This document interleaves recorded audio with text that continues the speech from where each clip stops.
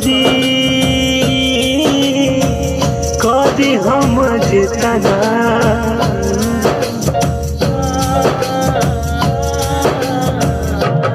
हाँ हाँ अब के मनाई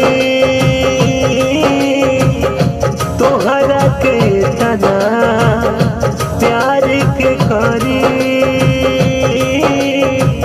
करी हम जितना हमरो तानी लोर बन के बह जइबू का हमरो तानी लोर बन के बह जइबू का हमरा बिना करे जा रहले बुका हमरा बिना करे जा रहले बुका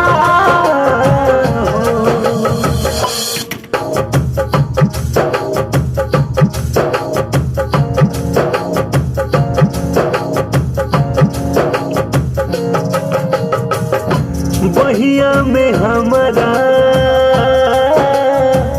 रतिया बितैलू जिए मरे के क्रिया हो खैलू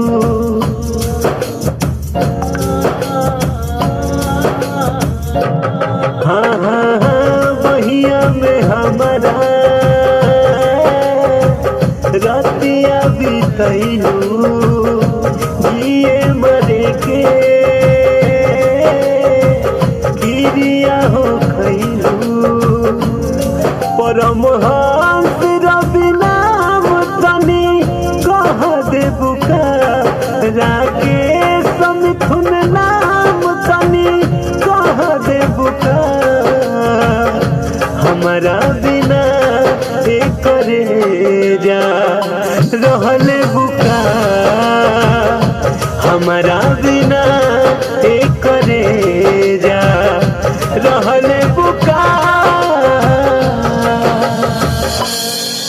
ये गाना कैसा लगा? आप हमारे सबसे बेहतरीन सिंगर है परमहंस यादव जी। आप इनके चैनल को आप सब्सक्राइब कीजिए, शेयर कीजिए। अगर आप सैड सॉन्ग को पसंद करते हैं, रियली में अगर आपका दिल टूटा है तो जरूर आप परमहंस यादव जी को आप सुनिए और आपको दिल को काफी सुकून मिलेगा। इसीलिए कहते हैं कर दिखाओ कुछ ऐसा कि दुनिया करना चाहे परमहंस यादव जी के जैसा। आपको प्यार आशीर्वाद देना होगा, तभी एक कलाकार आगे बढ़ेगी। Love you, bye bye. Thank you so much sir, आपको ढेर सारा प्यार। तो और आप सब बने रहिए हमारे चैनल से। ये थे हमारे सर जी, गुरुदेव जी, और खुशी फिल्म स्टूडियो, यहाँ से मैं कंटिन्यू गाता हूँ, हमेशा गाता हूँ। तो आप सब जुड़े हमारे चैनल से और आपको लगातार दमदार गाना मिलता रहेगा। थैंक यू सो मच।